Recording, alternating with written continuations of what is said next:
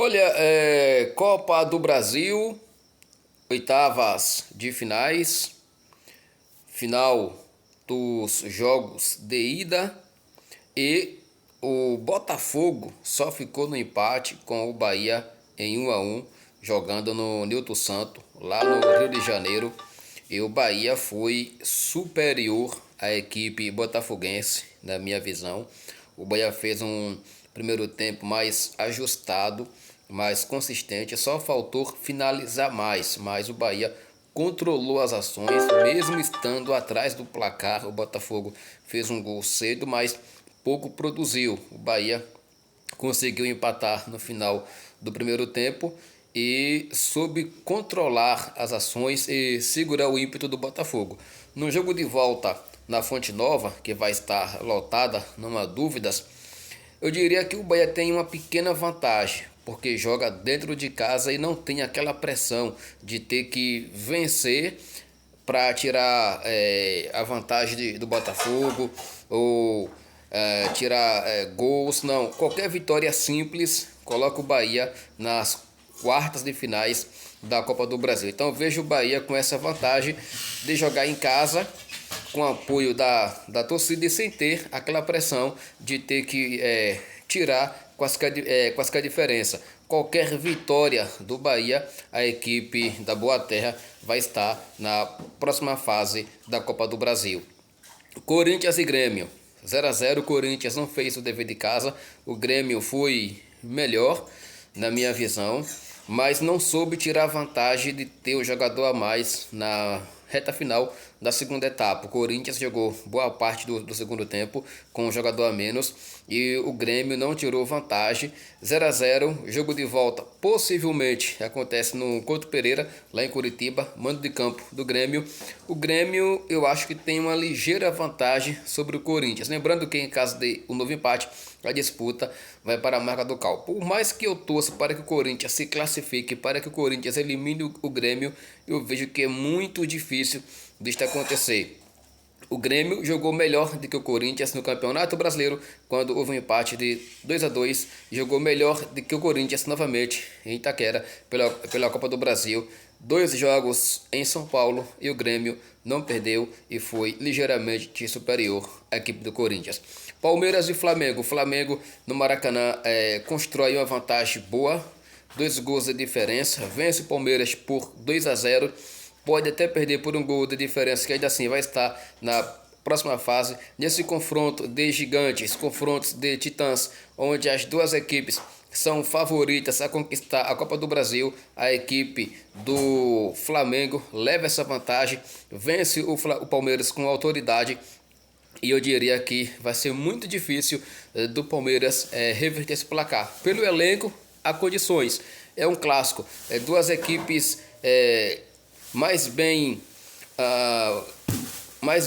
postadas hoje do futebol, dentro do futebol brasileiro, tanto não só aqui no Brasil, também na América Latina. Palmeiras e Flamengo, questão de investimento, estão sempre brigando pelos títulos, mas o Flamengo leva uma vantagem gigantesca. Se fosse qualquer uma outra equipe, daria sim para o Palmeiras tirar, mas é um Flamengo que está ajustado, voltou a jogar jogo grande, o Flamengo cresce, então acho muito difícil o Palmeiras reverter esse placar bem adverso. Não jogou bem, o Flamengo venceu com mérito, jogou para vencer e fez valer o mando de campo, e a sua qualidade técnica fez toda a diferença. O Flamengo joga pelo empate e pode até perder por um gol de diferença, que ainda assim vai estar na próxima fase da Copa do Brasil. Se o Palmeiras devolver o placar de 2 gols de diferença, vencer por 3-1, 4-2, 5-3, a disputa vai para a marca do cal. Disputa de pênalti, ou como diria os antigos, tiro livre direto. O Grêmio, já falei do Grêmio, o São Paulo venceu o Goiás pelo placar de 2-0. Para mim já bateu o caixão, bateu o martelo. Com passaporte na mão aí para a próxima fase. Com todo respeito à equipe do Goiás, não vejo o Goiás, tecnicamente falando, com condições de, mesmo jogando no Serra Dourada, de ter essa vantagem da equipe do São Paulo, que tecnicamente é superior à equipe do Goiás. Não é porque está o Goiás na Série B, ainda que estivesse na Série A, o São Paulo é muito mais time do que o Goiás. Venceu bem verdade que o fato de ter o São Paulo um jogador a mais influenciou no desempenho da equipe de Goiás, sim, mas o Goiás, se tivesse 11 contra 11, iria ficar na defensiva tentando explorar os contra-ataques. Então o São Paulo fez valer o fator de ter um jogador a mais em campo, venceu e deu um passo importante para a próxima fase da Copa do Brasil, o que é as quartas de finais. Lembrando que o São Paulo é o atual campeão da Copa do Brasil. Atlético Mineiro e CRB, 2-2. O Atlético estava perdendo por 2-0, foi buscar o empate lá no Rei Pelé, em Alagoas. Decide no Mineirão ou na arena do Atlético Mineiro.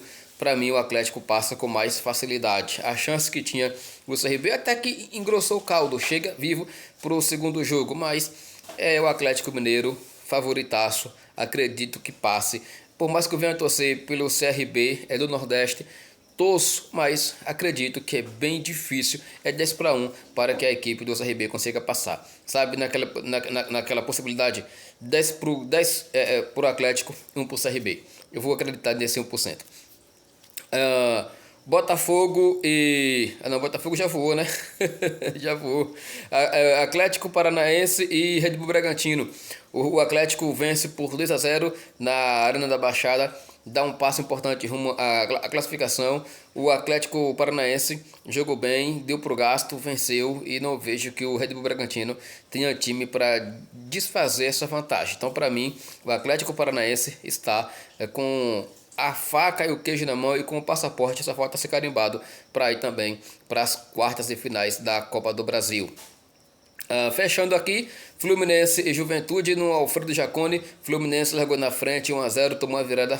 O Juventude chegou a estar vencendo por 3-1. No finalzinho do jogo sofreu um gol, 3-2. E o Juventude joga pela vantagem no jogo de volta no Maracanã na semana que vem. O que acontece? O Juventude, pelo Campeonato Brasileiro, contra o mesmo Fluminense no Maracanã, empatou em 1-1. O Fluminense é o favorito, sim, é mais time, sim, mas o Juventude costuma aprontar. O Juventude eliminou o Inter, não custa nada eliminar também o Fluminense. É bom o Fluminense colocar as barbas de molho, porque vai pegar uma equipe enjoada, uma equipe que vai jogar, se já ia jogar na retranca, se tivesse empatado no Alfredo Jaconi, ainda mais com essa vantagem que tem de poder empatar, que vai estar com a sua vaga na próxima fase da Copa do Brasil. Beleza? Então aqui foi o arremate da Copa do Brasil, jogos de ida válidos pelas oitavas de finais. Gostou? Curta, comenta, joga esse vídeo aí em outras plataformas digitais. Aquele forte abraço e que Deus vos abençoe grandemente em Cristo Jesus. Fui!